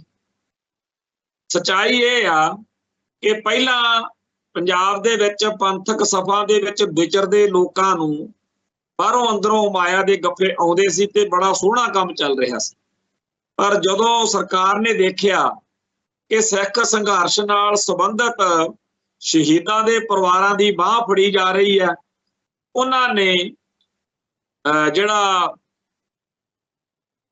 ਰਵੀ ਸਿੰਘ ਵਾਲਾ ਖਾਲਸਾ ਏਡ ਵਾਲਾ ਗਰੁੱਪ ਆ ਜਾਂ ਅਸੀਂ ਜਿੰਨੇ ਵੀ ਇੱਥੇ ਕੰਮ ਕਰਦੇ ਸੀ ਸਾਰਿਆਂ ਨੂੰ NIA ਰਾਹੀਂ ਘੇਰਾਬੰਦੀ ਕੀਤੀ ਤੇ ਅਖੀਰ ਇਹ ਹਾਲਾਤ ਬਣ ਗਏ ਕਿ ਸਾਰੇ ਜਿਹੜੇ ਸੀ ਲੋਕ ਉਹਨਾਂ ਨੂੰ ਹਟਾ ਦਿੱਤਾ ਗਿਆ ਤੇ ਅੱਜ ਦੀ ਤਰੀਕ ਵਿੱਚ ਸਿੱਖ ਸੰਘਰਸ਼ ਨਾਲ ਸ਼ਹੀਦਾਂ ਦੇ ਪਰਿਵਾਰਾਂ ਦੀ ਕੋਈ ਆਰਥਿਕ ਮਦਦ ਕਰਾਉਣ ਵਾਲਾ ਕੰਮ ਰਿਹਾ ਨਹੀਂ। ਜੇ ਕਿਸੇ ਨੂੰ 10 ਰੁਪਏ ਆ ਜਾਂਦੇ ਨੇ ਉਹਦੀ ਪੁੱਛਗਿੱਛ ਸ਼ੁਰੂ ਹੋ ਜਾਂਦੀ ਹੈ ਤੇ ਬਾਹਰ ਜਿਹੜੇ ਬੰਦੇ ਬੈਠੇ ਆ ਉਹਨਾਂ ਨੂੰ ਵੀ ਡਰਾਇਆ ਜਾਂਦਾ ਕਿ ਜੇ ਤੁਸੀਂ ਆਪਦੇ ਇੱਥੇ ਮਾਇਆ ਭੇਜੀ ਤਾਂ ਹੋ ਜੂ ਤੇ ਵਾਹ ਹੋ ਜੂ। ਦੂਜੇ ਪਾਸੇ ਇਸੇ ਮੁਲਕ ਦੇ ਵਿੱਚ ਇਸੇ ਪੰਜਾਬ ਦੇ ਵਿੱਚ ਜੇ ਗਾਉਣ ਵਾਲੀਆਂ ਨੂੰ ਜਾਂ ਟੂਰਨਾਮੈਂਟ ਕਲੱਬਾਂ ਨੂੰ ਜਾਂ ਹੋਰ ਚੀਜ਼ਾਂ ਨੂੰ ਪੈਸੇ ਦੇਣੇ ਹੋਣ ਉਹ ਕਹਿੰਦੇ ਜਿੰਨੇ ਮਰਜ਼ੀ ਦੇਈ ਚੱਲੋ, ਪਰ ਸਿੱਖਾਂ ਨੂੰ ਜਿਨ੍ਹਾਂ ਨੂੰ ਸਟੇਟ ਟੈਰਰਿਜ਼ਮ ਨੇ ਇੰਨੀ ਬੁਰੀ ਤਰ੍ਹਾਂ ਨਪੀੜਿਆ ਹੋਇਆ ਉਹਨਾਂ ਲਈ ਮਾਇਆ ਨਹੀਂ ਆਉਣੀ ਦੇਣੀ। ਤੋ ਇਸੇ ਤਰੀਕੇ ਨਾਲ ਜਿਹੜੇ ਸਾਡੇ ਕੌਮ ਦੇ ਐਕਟਿਵਿਸਟ ਲੋਕ ਨੇ ਜਿਹੜੇ ਪੰਥਕ ਸਰਗਰਮੀਆਂ ਕਰਦੇ ਉਹਨਾਂ ਦੀ ਵੀ ਮਾਇਆ ਜਿਹੜੀ ਆ ਪੂਰੀ ਤਰ੍ਹਾਂ ਰੋਕੀ ਗਈ। ਇਹ ਤਾਂ ਚਲੋ ਸਟੇਟ ਕਰਦੀ ਹੈ, ਪਰ ਸਾਡੇ ਬਹੁਤ ਸਾਰੇ ਭਰਾ ਵੀ ਇਸ ਗੱਲ ਵਿੱਚ ਸਰਗਰਮ ਹੋਏ ਨੇ ਕਿ ਪੰਜਾਬ ਦੇ ਵਿੱਚ ਸਰਗਰਮ ਸਿੱਖ ਜਥੇਬੰਦੀਆਂ ਨੂੰ, ਸਿੱਖ ਆਗੂਆਂ ਨੂੰ ਜਾਂ ਜਿਹੜੇ ਗਰੁੱਪ ਚੱਲ ਰਹੇ ਸੀ ਉਹਨਾਂ ਨੂੰ ਮਾਇਆ ਨਹੀਂ ਭੇਜਣੀ ਦੇਣੀ, ਨਹੀਂ ਉਹਨਾਂ ਦੇ ਖਿਲਾਫ ਮਾਹੌਲ ਸਿਰਜਣਾ। ਤੇ ਨਾਲ ਹੀ ਨਾਲ ਇਹ ਵੀ ਕੰਮ ਚੱਲਿਆ ਹੋਇਆ ਕਿ ਬਦਸਲੂਕੀ ਤੇ ਬਦਕਲਾਮੀ। ਇਹਦੇ ਬਾਰੇ ਤਾਂ ਜਿੰਨਾ ਕਹਿ ਦਈਏ ਓਨਾ ਹੀ ਥੋੜਾ ਹੈ। ਇੱਥੇ ਇੱਕ ਰੌਲਾ ਪਿਆ ਹੋਇਆ ਹੈ ਕਿ ਹੰਸਰਾਜ ਹੰਸ ਨੇ ਜੀ ਕਿਸਾਨ ਭਰਾਵਾਂ ਦੇ ਖਿਲਾਫ ਕੋਈ ਨਾਬਾਚਕ ਸ਼ਬਦ ਵਰਤੇ ਤੇ ਉਹ ਇਲੈਕਸ਼ਨ ਕਮਿਸ਼ਨ ਕੋਲੇ ਰੌਲਾ ਚਲੇ ਗਏ, ਕਿਉਂਕਿ ਉਹ ਫਰੀਦਕੋਟ ਤੋਂ ਚੋਣ ਲੜ ਰਹੇ। ਉਹਦੀ ਮੈਂ ਵੀਡੀਓ ਦੇਖ ਰਿਹਾ ਸੀ ਤੇ ਉਹ ਕਹਿੰਦਾ ਕਿ ਪਿਛਲੇ ਦਿਨਾਂ ਦੇ ਵਿੱਚ ਜਿੰਨਾ ਮੈਨੂੰ ਗਾਲਾਂ ਕੱਢੀਆਂ ਗਈਆਂ, ਮੈਨੂੰ ਕੰਜਰ, ਦੱਲਾ, ਗਦਾਰ ਤੇ ਹੋਰ ਬਹੁਤ ਕੁਝ ਕਿਹਾ ਗਿਆ, ਤੇ ਮੈਂ ਇੱਕ ਸਿਵਲਾਈਜ਼ਡ ਤਰੀਕੇ ਨਾਲ ਕੋਮਲ ਭਾਵੀ ਬੰਦਾ ਤੇ ਮੇਰੇ ਤੋਂ ਇਹ ਸਾਰਾ ਕੁਝ, ਸ਼ੁਕਰ ਆ ਮੇਰੇ ਮਾਪੇ ਹੈ ਨਹੀਂ ਤੇ ਮੇਰੇ ਬਾਰੇ ਇੰਨਾ ਜ਼ਿਆਦਾ ਵਿਰੋਧ ਵਿੱਚ ਬੋਲਿਆ ਗਿਆ। ਠੀਕ ਆ, ਮੈਂ ਬੀਜੇਪੀ ਦਾ ਇੱਥੇ ਨੁਮਾਇੰਦਾ ਹਾਂ, ਉਮੀਦਵਾਰ ਆ, ਤੇ ਬੀਜੇਪੀ ਦੀਆਂ ਨੀਤੀਆਂ ਦੇ ਖਿਲਾਫ ਬੋਲਣਾ ਜਾਂ ਵਿਰੋਧ ਕਰਨਾ ਹੋਰ ਗੱਲ ਆ, ਪਰ ਜੋ ਮੈਨੂੰ ਬੋਲ ਕਬੋਲ ਬੋਲੇ ਜਾ ਰਹੇ ਨੇ ਉਹਦੇ ਬਾਰੇ ਜਦੋਂ ਹੰਸਰਾਜ ਹੰਸ ਬੋਲ ਰਿਹਾ ਸੀ ਤਾਂ ਮੈਨੂੰ ਉਦੋਂ ਇਹ ਗੱਲ ਚੇਤੇ ਆ ਰਹੀ ਸੀ ਕਿ ਸੋਸ਼ਲ ਮੀਡੀਆ ਦੇ ਉੱਤੇ ਬਹੁਤ ਸਾਰੇ ਪੰਥਕ ਅਤੇ ਖਾਲਿਸਤਾਨੀ ਕਹਾਉਣ ਵਾਲੇ, ਜਿਨ੍ਹਾਂ ਦਾ ਪੂਰਾ ਜ਼ੋਰ ਲੱਗਿਆ ਹੋਇਆ ਕਿ ਸਾਨੂੰ ਖਾਲਿਸਤਾਨੀ ਮੰਨਿਆ ਜਾਵੇ, ਪਰ ਉਹਨਾਂ ਦੀ ਸ਼ਬਦਾਵਲੀ, ਉਹਨਾਂ ਦੀ ਬੋਲੀ ਸ਼ੈਲੀ ਇੰਨੀ ਜ਼ਿਆਦਾ ਗਰਕੀ ਹੋਈ ਆ, ਉਹ ਤਹਿਜ਼ੀਬ ਅਤੇ ਸੱਭਿਅਕ ਤੌਰ ਤਰੀਕਿਆਂ ਤੋਂ ਬਿਲਕੁਲ ਕੋਰੇ ਨੇ। ਉਹਨਾਂ ਦੇ ਮਨ ਦੇ ਵਿੱਚ, ਦਿਲ ਦੇ ਵਿੱਚ ਪਤਾ ਨਹੀਂ ਕਿਉਂ ਇਉਂ ਆ ਵੀ ਅਸੀਂ ਖਾਲਿਸਤਾਨੀਆਂ ਦਾ ਜਲੂਸ ਕਢਵਾਉਣਾ, ਕਿਉਂਕਿ ਜਦੋਂ ਕਿਸੇ ਬੰਦੇ ਦੇ ਸ਼ਬਦ, ਇਹ ਨਹੀਂ ਕਿ ਪੰਥ ਦੇ ਦੋਖੀਆਂ ਜਾਂ ਗਦਾਰਾਂ ਨੂੰ ਮਾੜਾ ਬੋਲਦੇ, ਉਹ ਤਾਂ ਜਿਹੜਾ ਵੀ ਕੋਈ ਪੰਥਕ ਜਾਂ ਖਾਲਿਸਤਾਨੀ ਉਹਨਾਂ ਦੀ ਬੋਲੀ ਨਹੀਂ ਬੋਲਦਾ ਉਹਨੂੰ ਵੀ ਐਵੇਂ ਗੰਦ ਬਕਦੇ ਤੇ ਦੱਲਾ, ਗਦਾਰ, ਵਿਕਿਆ ਹੋਇਆ ਜਾਂ ਹੋਰ ਮਾੜੇ ਸ਼ਬਦ ਵਰਤਦੇ। ਇੱਥੋਂ ਤੱਕ ਕਿ ਸਿੱਖ ਸੰਘਰਸ਼ ਵਿੱਚ ਕੁਰਬਾਨੀਆਂ ਕਰਨ ਵਾਲੇ ਜਿਹੜੇ ਲੋਕ ਨੇ ਉਹਨਾਂ ਨੂੰ ਵੀ ਨਹੀਂ ਬਖਸ਼ਦੇ। ਤੇ ਇਹ ਜਿਹੜਾ ਸਾਰਾ ਕੁਝ ਚੱਲ ਰਿਹਾ, ਇਹਦੇ ਨਾਲ ਸਾਡੇ ਖਾਲਿਸਤਾਨੀ ਅਤੇ ਪੰਥਕ ਲਹਿਰ ਦਾ, ਸਾਡੇ ਸਾਰੇ ਭਰਾਵਾਂ ਦਾ ਅਕਸ ਦੁਨੀਆ 'ਚ ਕਿਹੋ ਜਿਹਾ ਬਣਦਾ ਹੋਊਗਾ। ਸੋ ਬੜੀ ਲੋੜ ਹੈ ਕਿ ਇਸ ਪਾਸੇ ਧਿਆਨ ਦਿੱਤਾ ਜਾਵੇ ਕਿ ਬਾਬਾ ਜਰਨੈਲ ਸਿੰਘ ਜੀ ਖਾਲਸਾ ਭਿੰਡਰਾਂ ਵਾਲਿਆਂ ਦੀ ਫੋਟੋ ਲਾ ਕੇ, ਦੀਪ ਸਿੱਧੂ ਦੀ ਜਾਂ ਕਿਸੇ ਹੋਰ ਚਰਚਿਤ ਜਾਂ ਲੋਕਾਂ 'ਚ ਪ੍ਰਵਾਨਿਤ ਚਿਹਰੇ ਦੀ ਫੋਟੋ ਲਾ ਕੇ ਇਸ ਤਰੀਕੇ ਨਾਲ ਕਰਨਾ ਕਰਾਉਣਾ ਕਿ ਕਿੰਨਾ ਕਿ ਜਾਇਜ਼ ਹੈ। ਉਹ ਬਹੁਤ ਹੀ ਜ਼ਿਆਦਾ ਨੀਵੇਂ ਪੱਧਰ ਦੀ ਬਿਆਨਬਾਜ਼ੀ ਆ ਜਿਹੜੀ ਉਹ ਇੱਥੇ ਚੱਲ ਰਹੀ ਹੈ। ਖੈਰ, ਜਿਹੜੇ ਦਿਨ ਆ ਗਏ ਆ 6 ਜੂਨ ਦੇ, ਉਹਦੇ ਸੰਬੰਧ ਵਿੱਚ ਸਾਨੂੰ ਚੇਤੇ ਆ ਰਿਹਾ ਕਿ ਪਿਛਲੇ ਦਿਨੀ ਸਰਜੀਤ ਪਾਤਰ ਚੜ੍ਹਾਈ ਕਰ ਗਏ। ਬੜੇ ਲੋਕਾਂ ਨੇ ਉਹਦੇ ਹੱਕ ਵਿੱਚ ਬੜਾ ਕੁਝ ਲਿਖਿਆ, ਪਰ ਅਸੀਂ ਇਹ ਉਦੋਂ ਵੀ ਸੋਚਿਆ ਕਰਿਆ ਕਿ ਜਦੋਂ ਸਿੱਖਾਂ ਉੱਤੇ ਜ਼ੁਲਮ ਹੋ ਰਿਹਾ ਸੀ, ਉਦੋਂ ਸਰਜੀਤ ਪਾਤਰ ਜੋ ਕੁਝ ਕਰ ਸਕਦਾ ਸੀ, ਜੋ ਕੁਝ ਕਹਿ ਸਕਦਾ ਸੀ, ਉਹ ਕਹਿਣ ਤੋਂ, ਆਪਦੇ ਫਰਜ਼ਾਂ ਤੋਂ ਉਹ ਭਗੌੜਾ ਸੀ। ਸਾਡੇ ਪੰਜਾਬ ਦੀ ਧਰਤੀ ਉੱਤੇ ਪੰਥਕ ਜਜ਼ਬਾਤਾਂ ਤੋਂ ਕੋਰੇ ਜੇ ਰਹਿ ਕੇ, ਪਰਾਂ ਜੇ ਰਹਿ ਕੇ, ਉਹ ਆਪਦੇ ਆਪ ਨੂੰ ਬੜਾ ਮਹਾਨ ਤੇ ਵਿਦਵਾਨ ਜਿਹਾ ਦਰਸਾਉਣ ਲਈ ਇਹ ਤਾਂ ਜੀ ਫਿਰਕੂ ਭਾਵਨਾ ਵਾਲੀਆਂ ਗੱਲਾਂ ਨੇ। ਜਿਵੇਂ ਕਾਮਰੇਡ ਅਵਤਾਰ ਪਾਸ਼ ਵਰਗੇ ਆਪਦੇ ਤਰੀਕੇ ਨਾਲ ਇਹਨਾਂ ਗੱਲਾਂ ਦੇ ਉੱਤੇ ਅਕਾਲ ਤਖਤ ਸਾਹਿਬ ਦੇ ਢਹਿ ਢੇਰੀ ਹੋਣ ਬਾਰੇ ਬੋਲਦੇ ਰਹੇ, ਉਵੇਂ ਦੀ ਭਾਵਨਾ ਇਹਨਾਂ ਲੋਕਾਂ 'ਚ ਸੀ। ਤੋਂ 1978 ਤੋਂ ਲੈ ਕੇ ਹੁਣ ਤੱਕ ਪੰਜਾਬ ਦੀ ਧਰਤੀ ਉੱਤੇ ਜੋ ਸਾਡਾ ਲਹੂ ਵਗਿਆ, ਉਹਦੇ ਲਈ ਉਹਦੇ ਕੋਲੋਂ ਕੁਝ ਬਹੁਤਾ ਸਰਿਆ ਨਹੀਂ। ਪਰ ਪਿਛਲੇ ਦਿਨੀ ਜਦੋਂ ਉਹ ਇਸ ਸੰਸਾਰ ਤੋਂ ਰੁਖਸਤ ਹੋਇਆ, ਕਮਾਲ ਦੀ ਬਾਤ ਹੈ ਕਿ ਕਈ ਸਾਡੇ ਪੰਥਕ ਕੌਮ ਪ੍ਰਸਤ ਲੋਕ ਵੀ ਉਹਦੇ ਲਈ ਐਵੇਂ ਵਿਰਾਗ ਜਿਹਾ ਕਰਦੇ ਦੇਖੇ। ਠੀਕ ਆ, ਉਹ ਇੱਕ ਚੰਗਾ ਕਲਾਕਾਰ ਜਾਂ ਚੰਗਾ ਲਿਖਾਰੀ, ਚੰਗਾ ਕਵੀ, ਪੋਇਟ ਹੋਏਗਾ, ਪਰ ਜਦੋਂ ਉਹਦੇ ਅੰਦਰ ਸਾਡੇ ਦਰਦ ਲਈ ਕੋਈ ਥਾਂ ਹੀ ਨਹੀਂ, ਸਾਡੇ ਹੱਕ 'ਚ ਬੋਲਣ ਲਈ, ਆਹ ਗਵਾਂਢ ਦੇ ਵਿੱਚ ਪਾਕਿਸਤਾਨ ਦੇ ਵਿੱਚ ਬੈਠਾ ਹੋਇਆ ਅਫਜ਼ਲ ਅਹਿਸਨ ਰੰਧਾਵਾ, ਅਫਜ਼ਲ ਅਹਿਸਨ ਰੰਧਾਵਾ ਉਦੋਂ ਜੋ ਕੁਝ ਸਾਡੇ ਲਈ ਲਿਖ ਗਿਆ, ਉਹ ਜਦੋਂ ਆ ਜੂਨ ਦੇ ਦਿਨ ਆਉਂਦੇ ਆ, ਸਾਡੀ ਕੌਮ ਦੇ ਬੱਚੇ ਨੂੰ ਉਹ ਬੋਲ ਟੁੰਬਦੇ। ਉਹ ਕਵਿਤਾ ਬੜੀ ਕਮਾਲ ਆ, ਜਦੋਂ ਨਵਾਂ ਘੱਲੂ ਘਰਾ ਕਵਿਤਾ ਲਿਖੀ कि सुन राहिया कर्मा वालिया, मैं बेकर्मी दी बात, मेरा चढ़दा सूरज डुबिया, मेरे दिन नूं खा गई रात, मेरी सावी कुख जन्मा चुकी, ਜਿਹੜੀ गुरु सियाणे वीर अज तपदी भट्ठी बन गई, ते ओदी वेख असीर। अज तपदी भट्ठी बन गई, मेरी सावी कुख अखीर, बिच फुल्लियां वांगू खिड़ पै, मेरे शेर जवान ते पीर। अज तपदी भट्ठी बन गई, मेरी महका वंडदी कुख, अज मेरे थणा चो चुंघदे, मेरे बच्चे लहू ते दुख। अज तपदी भट्ठी बन गया, मेरा सगले वाला पैर, अज बैरियां कढ विखालिया, हाय 5 सदियां दा वैर। मेरे बुरज मनारे ढा दिते, ढा दिता तख्त अकाल, मेरा सोने रंगा रंग अज, मेरे लहू ना लालो लाल। मेरियां खुथियां टैंकां मीडियां, मेरियां खुथियां टैंकां मीडियां, मेरी लोही बंबा गुत, मेरे कुछड़ अन्नियां गोलियां, भुन सुट्टे मेरे पुत। मेरा चूड़ा रात सुहाग दा, होया एदां लीरो लीर, जिद्दां किरची किरची हो गई, मेरी शीशे दी तस्वीर। मेरे पुत्तर सागर जोर दा, हर हर बां एक एक लहर, मेरे पुत्तर पिंडो पिंड ने, मेरे पुत्तर शहरों शहर। मेरी उम्र किताब दा वेख लै, तू हर हर वर्का पढ़, जदों भारी बनी है मां ते, मेरे पुत्तर आए चढ़। पढ़ किन्नी वारी मां तू, उन्हां वारी अपनी जान, पढ़ किस दिन अपनी मां दा, उन्हां रखिया नहीं सी मान। सुन राहिया राहे जांदे आ, तू लिख रखी ए बात, मेरा डुबिया सूरज चढ़ेगा, ओढ़क मुकेगी ए रात। एक पासे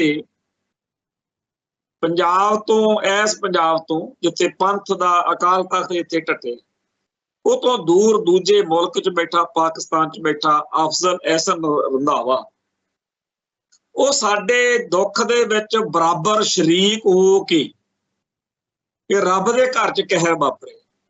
ਉਹ ਦੱਸ ਰਿਹਾ ਕਿ 5 ਸਦੀਆਂ ਦਾ ਵੈਰ ਕੌਣ ਕੱਢ ਰਿਹਾ ਤੇ ਕਿਵੇਂ ਕੱਢ ਰਿਹਾ। ਉਹ ਇਹ ਦਾਵਾ ਕਰਦਾ ਕਿ ਇਹ ਜਿਹੜਾ ਜ਼ੁਲਮ ਦਾ ਵਕਤ ਵਾ, ਇਹ ਇੱਕ ਦਿਨ ਖਤਮ ਹੋਵੇਗਾ, ਮੇਰਾ ਡੁੱਬਿਆ ਸੂਰਜ ਚੜ੍ਹੇਗਾ, ओढ़क मुकेगी ये रात। दूजे पासे आ जिहड़े सरजीत पात्र, पाश वर्गे होर बेअंत लोग जां तां साडे हक च बोले नहीं, जां खिलाफ बोले, जां स्टेट दे हक च भुगते। ते साडे बंदे जदों कहंदे ने बई जी ये बड़े महान सी, ये बड़े ग्रेट सी, इन्हां दी लिखत नूं सलाम, उदों बड़ा दुख आउंदा कि तुहानू जिहड़े तुहाडी कौम लई बोले, जिन्हां लोकां दी कलम, जिन्हां लोकां दे जज्बात साडे हक विच सी, उन्हां दी तां कदे कदर नहीं होई। जदों अफजल एहसन रंधावा जदों इस थां ते साडे नाल खड़ा है, ते जदों वो इस संसार तो, क्योंकि हरेक ने जाना है, 19 सितंबर 2017 ਨੂੰ रुखसत होए आ, उदों तां सरजीत पात्र दे हक विच इउं लेरा मारन वाले उदों तक इउं नहीं सी रो रहे। क्यों? वो जी पाकिस्तान च रहिंदा जी, वो मुसलमान है। कमाल दी गल है कि साडे पंजाब दी धरती ते साडे खिलाफ भुगतण वाले बंदे नाल सानू कोई इहो जिही दिक्कत नहीं आई, ते दूजे नाल आई जिहड़ा कि बिल्कुल साडे खिलाफ भुगते।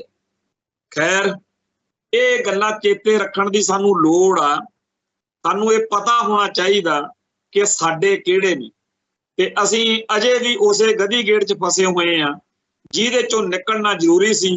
जून 84 दे इन्हां दिनां दे विच सानू साडे घरां दे विच ਉਹ ਲਿਟਰੇਚਰ ਲੈ ਕੇ ਆਉਣਾ ਚਾਹੀਦਾ, ਉਹ ਕਿਤਾਬਾਂ ਲੈ ਕੇ ਆਉਣੀਆਂ ਚਾਹੀਦੀਆਂ, ਉਹ ਗੱਲਾਂ ਕਰਨੀਆਂ ਚਾਹੀਦੀਆਂ ਜਿਹਦੇ ਨਾਲ ਸਾਡੇ ਬੱਚਿਆਂ ਨੂੰ, ਸਾਡੇ ਪਰਿਵਾਰਾਂ ਨੂੰ ਪਤਾ ਲੱਗੇ ਕਿ ਸਾਡੇ ਨਾਲ ਕੀ ਵਾਪਰਿਆ। ਸ਼ਹੀਦ ਬਿਲਾਸ ਸੰਤ ਜਰਨੈਲ ਸਿੰਘ ਜੀ, ਬਹੁਤ ਚੰਗੀ ਕਿਤਾਬ ਆ, ਇਹ ਜ਼ਰੂਰ ਲੈ ਕੇ ਆਉਣੀ ਚਾਹੀਦੀ ਆ। ਸਰਦਾਰ ਜਸਪਾਲ ਸਿੰਘ ਸਿੱਧੂ ਦੀ ਕਿਤਾਬ ਆ ਜੂਨ 84 ਦੀ ਪੱਤਰਕਾਰੀ। ਸੰਤ ਗਿਆਨੀ ਜਰਨੈਲ ਸਿੰਘ ਜੀ ਖਾਲਸਾ ਭਿੰਡਰਾਂ ਵਾਲਿਆਂ ਦੇ ਆਪ ਦੇ ਮੁਖਾਰ ਬਿੰਦ ਚੋਂ ਧਰਮ ਯੁੱਧ ਮੋਰਚੇ ਦੌਰਾਨ ਜਿੰਨੇ ਬਚਨ ਨਿਕਲੇ ਉਹ ਸਾਰਾ ਉਂਕਾ ਮਸਾਲਾ ਕੈਸਟਾਂ 'ਚ YouTube ਤੇ ਵੀ ਮਿਲਦਾ ਹੈ, ਪਰ ਉਹ ਸਾਰੇ ਕਾਸੇ ਨੂੰ ਭਾਈ ਨਰੈਣ ਸਿੰਘ ਚੌੜੇ ਨੇ ਕਿਤਾਬੀ ਸ਼ਕਲ ਦੇ ਵਿੱਚ ਛਾਪਿਆ। ਸਿੰਘ ਗਰਜ ਕਿਤਾਬ ਦਾ ਨਾਮ ਹੈ। ਉਹਦੀ ਇੱਕ ਵਿਲੱਖਣਤਾ ਆ ਕਿ ਜਿਹੜੇ ਭਰਮ ਭੁਲੇਖੇ ਆਪਾਂ ਨੂੰ ਭਾਰਤੀ ਮੀਡੀਆ ਰਾਹੀਂ ਦਿਮਾਗ 'ਚ ਆਉਂਦੇ ਹੈ ਸੰਤ ਗਿਆਨੀ ਜਰਨੈਲ ਸਿੰਘ ਜੀ ਖਾਲਸਾ ਭਿੰਡਰਾਂ ਵਾਲਿਆਂ ਦੇ ਬਾਰੇ ਜਾਂ ਹੋਰ ਘਟਨਾਵਾਂ ਗੱਲਾਂ ਬਾਰੇ, ਉਹ ਫਿਰ ਸਪਸ਼ਟਤਾ ਨਾਲ ਨਿਖੜ ਜਾਂਦੇ ਆ। ਤੋ ਸਿੰਘ ਗਰਜ ਕਿਤਾਬ ਸੰਤ ਭਿੰਡਰਾਂ ਵਾਲਿਆਂ ਦੀਆਂ ਤਕਰੀਰਾਂ ਵਾਲੀ ਕਿਤਾਬ ਆ। ਇਵੇਂ ਹੀ ਸਰਦਾਰ ਹਰਵੀਰ ਸਿੰਘ ਭੰਵਰ ਜਿਹੜੇ ਪੱਤਰਕਾਰ ਸੀ, ਉਹਨਾਂ ਦੀ ਕਿਤਾਬ ਡਾਇਰੀ ਦੇ ਪੰਨੇ, ਜਿਹਦੇ ਵਿੱਚ ਸਰਦਾਰ ਭੰਵਰ ਨੇ ਉਹ ਜੋ ਕੁਝ ਤੀਜੇ ਘੱਲੂਘਾਰੇ ਮੌਕੇ 1984 ਚ ਵਾਪਰਿਆ ਉਹ ਸਾਰਾ ਲਿਖਿਆ। ਉਦੋਂ ਅਜੀਤ ਅਖਬਾਰ ਵਿੱਚ ਪਹਿਲੀ ਵਾਰ ਛਪੇ ਸੀ, ਫਿਰ ਇਹ ਡਾਇਰੀ ਦੇ ਪੰਨੇ ਹੋਰ ਪ੍ਰਕਾਸ਼ਕਾਂ ਨੇ ਛਾਪੇ, ਸ਼੍ਰੋਮਣੀ ਕਮੇਟੀ ਨੇ ਛਾਪੇ, ਤੇ ਇਹ ਕਿਤਾਬ ਆਪਣੇ ਆਪ ਦੇ ਵਿੱਚ ਇੱਕ ਡਾਕੂਮੈਂਟ ਹੈ ਔਰ ਹਰੇਕ ਘਰ ਵਿੱਚ ਹੋਣੀ ਚਾਹੀਦੀ। ਇਵੇਂ ਹੀ ਧਰਮ ਯੁੱਧ ਮੋਰਚਾ, ਤੀਜਾ ਘੱਲੂਘਾਰਾ, ਏਦਾਂ ਦੀਆਂ ਕਿਤਾਬਾਂ ਹਰਵੀਰ ਸਿੰਘ ਭੰਵਰ ਦੀਆਂ ਨੇ। ਹਰਦੀਪ ਸਿੰਘ ਡੈਵਡਵਾ ਜਿਹੜਾ ਭਾਈ ਸਾਹਿਬ ਭਾਈ ਜਸਵੀਰ ਸਿੰਘ ਰੋਡੇ ਸਾਬਕਾ ਜਥੇਦਾਰ ਅਕਾਲ ਤਖਤ ਸਾਹਿਬ ਤੇ ਸੰਤ ਗਿਆਨੀ ਜਰਨੈਲ ਸਿੰਘ ਜੀ ਖਾਲਸਾ ਭਿੰਡਰਾਂ ਵਾਲਿਆਂ ਦੇ ਸਕੇ ਭਤੀਜੇ, ਉਹਨਾਂ ਦਾ PA ਸੀ। ਉਹਦੀ ਕਿਤਾਬ ਆ ਸਾਕਾ ਨੀਲਾ ਤਾਰਾ ਤੋਂ ਬਾਅਦ ਤਬਾਹੀ ਦੀ ਤਵਾਰੀਖ। ਇਹ ਜਾਂ ਇਹੋ ਜਿਹੀਆਂ ਹੋਰ ਬਹੁਤ ਸਾਰੀਆਂ ਕਿਤਾਬਾਂ ਸਾਡੇ ਸਾਰਿਆਂ ਦੇ ਧਿਆਨ ਵਿੱਚ ਘਰਾਂ 'ਚ ਹੋਣੀਆਂ ਚਾਹੀਦੀਆਂ ਨੇ। ਕਿਉਂ? ਤਾਂ ਕਿ ਸਾਡੀ ਆਉਣ ਵਾਲੀ ਨਸਲ ਨੂੰ ਇਹ ਪਤਾ ਲੱਗੇ ਕਿ ਅਸਲ ਵਿੱਚ ਸਾਡੀ ਲੜਾਈ ਕਿਹਦੇ ਨਾਲ ਆ ਤੇ ਕਿਉਂ ਆ। ਸਾਨੂੰ ਇਹ ਚੇਤੇ ਰੱਖਣ ਦੀ ਲੋੜ ਹੈ ਕਿ ਜਿਹੜਾ ਦੁਸ਼ਮਣ ਹੈ ਉਹਨੇ ਇਹ ਨਹੀਂ ਸੋਚਿਆ ਹੋਇਆ ਕਿ ਠੀਕ ਆ ਹੁਣ ਖਾੜਕੂਬਾਦ ਖਤਮ ਹੈ। ਅੱਜ ਦੀ ਤਰੀਕ ਵਿੱਚ ਦੁਨੀਆ ਦੇ ਅੱਡ-ਅੱਡ ਮੁਲਕਾਂ ਦੇ ਵਿੱਚ ਕੌਮ ਪ੍ਰਸਤ ਸਿੱਖਾਂ ਦੀ ਟਾਰਗੇਟ ਕਿਲਿੰਗ ਦਾ ਜਿਹੜਾ ਦੌਰ ਚੱਲ ਰਿਹਾ, ਜਿਸ ਤਰੀਕੇ ਨਾਲ ਐਡਵੋਕੇਟ ਪੰਨੂ ਨੂੰ ਕਤਲ ਕਰਨ ਦੀ ਸਾਜ਼ਿਸ਼ ਬੇਨਕਾਬ ਹੋਈ ਹੈ, ਜਿਸ ਤਰੀਕੇ ਨਾਲ ਭਾਈ ਹਰਦੀਪ ਸਿੰਘ ਨਿੱਜਰ ਜਥੇਦਾਰ ਸਾਹਿਬ ਦਾ ਕਤਲ ਕੀਤਾ ਗਿਆ, ਭਾਈ ਅਵਤਾਰ ਸਿੰਘ ਖੰਡਾ ਦਾ, ਭਾਈ ਪਰਮਜੀਤ ਸਿੰਘ ਪੰਜਵੜ ਦਾ, ਤੇ ਹੋਰਨਾਂ ਮੁਲਕਾਂ ਦੇ ਵਿੱਚ ਵੀ ਇਸੇ ਤਰੀਕੇ ਦੇ ਨਾਲ ਸਿੱਖਾਂ ਨੂੰ ਬਦਨਾਮ ਕਰਨ ਦੀਆਂ ਸਾਜ਼ਿਸ਼ਾਂ, ਕਦੇ ਮੰਦਿਰ ਦੇ ਉੱਤੇ ਕੁਝ ਲਿਖ ਦਿੰਦੇ ਆ, ਕਦੇ ਕੋਈ ਹੋਰ ਹਰਕਤ ਕਰਦੇ ਆ, ਤੇ ਇਹ ਕੋਈ ਵੱਡਾ ਕਾਂਡ ਇੰਡੀਅਨ ਸਟੇਟ ਸਿਸਟਮ ਇਹੋ ਜਿਹਾ ਵੀ ਕਰਵਾ ਸਕਦੀ ਆ ਜਿਹਦੇ ਨਾਲ ਸਾਰੇ ਸੰਸਾਰ ਦੇ ਵਿੱਚ ਸਿੱਖਾਂ ਦਾ ਜਿਹੜਾ ਰੁਤਬਾ ਵਕਾਰ ਵੱਧ ਰਿਹਾ ਉਹਦੇ ਉੱਤੇ ਸਵਾਲੀਆ ਨਿਸ਼ਾਨ ਲੱਗ ਜੇ। ਸੋ ਜਿਹੜੀ ਸਾਨੂੰ ਦੁਸ਼ਮਣ ਤਾਂ ਇਤਿਹਾਸ ਦੇ ਵਿੱਚ ਸਿੱਖਾਂ ਨੂੰ ਬੜੇ ਟੱਕਰੇ, ਪਰ ਜਿਹੋ ਜਿਹਾ ਦੁਸ਼ਮਣ ਸਾਨੂੰ ਇਸ ਵੇਲੇ ਟੱਕਰਿਆ ਹੋਇਆ ਇਹ ਕਮੀਨਗੀ ਅਤੇ ਮਕਾਰੀ ਦਾ ਸਿਖਰ।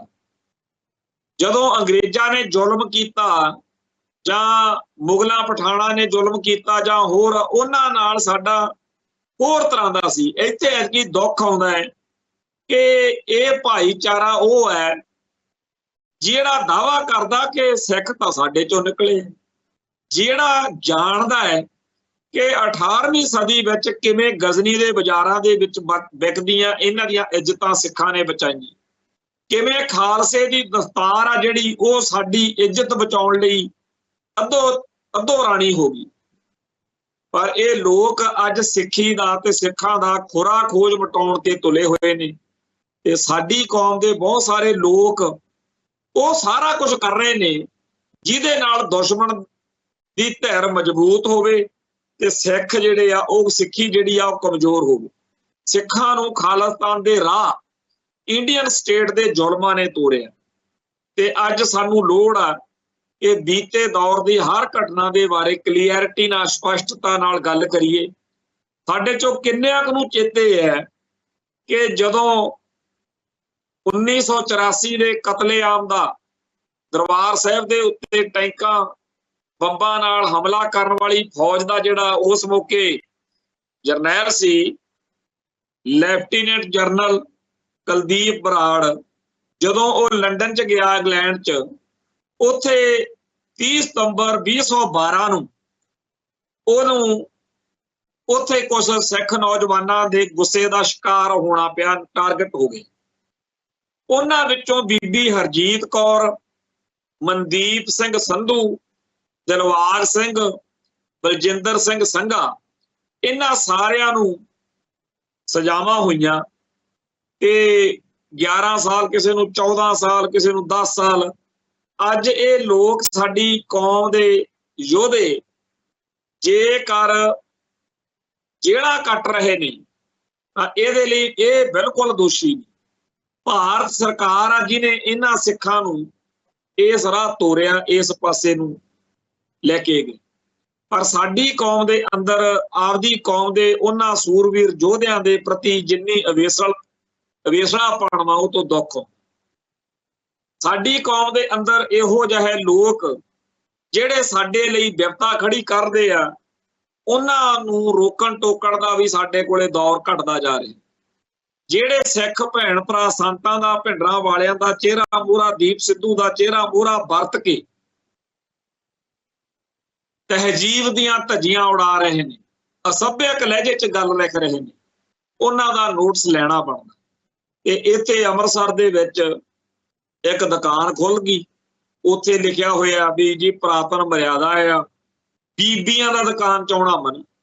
ਸਿੱਖੀ ਨਾਲ ਸੰਬੰਧਿਤ ਲਿਟਰੇਚਰ ਜਾਂ ਹੋਰ ਚੀਜ਼ਾਂ ਜਿਹੜੀਆਂ ਕਸ਼ਹਿਰੇ ਵਗੈਰਾ, ਕਿਰਪਾਨਾਂ ਜਾਂ ਹੋਰ ਸਮਾਨ ਉਹ ਵੇਚਦੇ ਆ।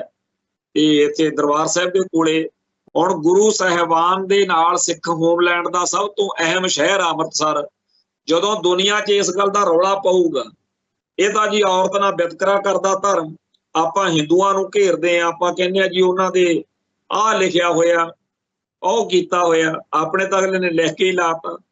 ਪਹਿਲਾਂ ਹੀ ਬੜਾ ਰੌਲਾ ਪੈਂਦਾ ਕਿ ਔਰਤ ਜਾਤੀ ਬਾਰੇ ਆਹ ਹੋਇਆ, ਉਹ ਹੋਇਆ। ਇੱਥੇ ਤਾਂ ਕਿਤਾਬਾਂ ਨੇ ਸਾਡੇ ਕੋਲੇ ਜਿਹੜੀਆਂ ਸਿੱਖ ਬੀਬੀਆਂ ਦੀ ਘਾਲ ਕਮਾਈ ਬਾਰੇ। ਅਸੀਂ ਤਾਂ ਅਰਦਾਸ ਦੇ ਵਿੱਚ ਜ਼ਿਕਰ ਕਰਦੇ ਹਾਂ ਕਿ ਜਿਨ੍ਹਾਂ ਮਾਈਆਂ ਨੇ ਗਲਾਂ ਦੇ ਵਿੱਚ ਬੱਚਿਆਂ ਦੇ ਟੁਕੜਿਆਂ ਦੇ ਹਾਰ ਪਵਾ ਲਏ।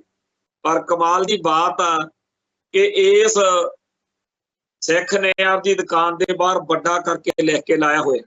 ਕੀ ਅਕਾਲ ਤਖਤ ਸਾਹਿਬ ਨੂੰ, ਸ਼੍ਰੋਮਣੀ ਕਮੇਟੀ ਨੂੰ ਇਹ ਦਿਖਦਾ ਨਹੀਂ? ਜੇ ਸਿੱਖ ਨੌਜਵਾਨ ਇਕੱਠੇ ਹੋ ਕੇ ਇਸ ਦੁਕਾਨ ਦੇ ਬਾਹਰ ਜਾਣ, ਕੋਈ ਖਿਲਾਰਾ ਪਵੇ ਤਾਂ ਦੁਨੀਆ 'ਚ ਜਲੂਸ ਨਿਕਲੂਗਾ। ਪਰ ਉਹਨੂੰ ਸੱਦ ਕੇ ਅੰਦਰ ਖਾਤੇ ਬਿਠਾ ਕੇ ਸਮਝਾਉਣ ਦੀ ਬਜਾਏ, ਉਹਦੇ ਨਾਲ ਗੱਲ ਕਰਨ ਦੀ ਬਜਾਏ ਕਿ ਭਰਾਵਾ ਕਿਉਂ ਸਾਡਾ ਕੌਮ ਦਾ ਜਲੂਸ ਕੱਢਦਾ, ਏਦਾਂ ਦੇ ਹੀ ਦੁਨੀਆ ਭਰ ਦੇ ਵਿੱਚ ਹੋਰ ਬਹੁਤ ਸਾਰੇ ਲੋਕ ਨੇ। ਪਤਾ ਨਹੀਂ ਇਹਨਾਂ ਨੂੰ ਕਿਹੜੀ ਤਾਕਤ, ਕਿੱਥੋਂ ਇਹਨਾਂ ਨੂੰ ਇਹ ਪੁੱਠੇ ਰਾਹ, ਇਹ ਸਿੱਖਾਂ ਦਾ ਵਕਾਰ ਰੋਲਣ ਲਈ, ਸਿੱਖਾਂ ਦਾ ਜਲੂਸ ਕਢਵਾਉਣ ਦੇ ਲਈ ਇਹੋ ਜਿਹੇ ਉਪਰਾਲੇ ਲਗਾਤਾਰ ਹੋ ਰਹੇ ਨੇ। ਖੈਰ, ਸਾਨੂੰ ਯਕੀਨ ਆ ਕਿ ਉਹ ਦਿਨ ਆਊਗਾ ਜਦੋਂ ਸਾਡੀ ਚੜ੍ਹਦੀ ਕਲਾ ਹੋਊਗੀ ਤੇ ਖਾਲਿਸਤਾਨ ਹੋਏਗਾ। ਉਸ ਦਿਨ ਦੀ ਆਸ ਵਿੱਚ ਤੇ ਉਡੀਕ ਵਿੱਚ ਫਤਿਹ ਅਰਜ਼ ਕਰਦਾ ਜੀ। ਨਾਨਕ ਨਾਮ ਚੜ੍ਹਦੀ ਕਲਾ, ਤੇਰੇ ਭਾਣੇ ਸਰਬੱਤ ਦਾ ਭਲਾ। ਵਾਹਿਗੁਰੂ ਜੀ ਕਾ ਖਾਲਸਾ, ਵਾਹਿਗੁਰੂ ਜੀ ਕੀ ਫਤਿਹ।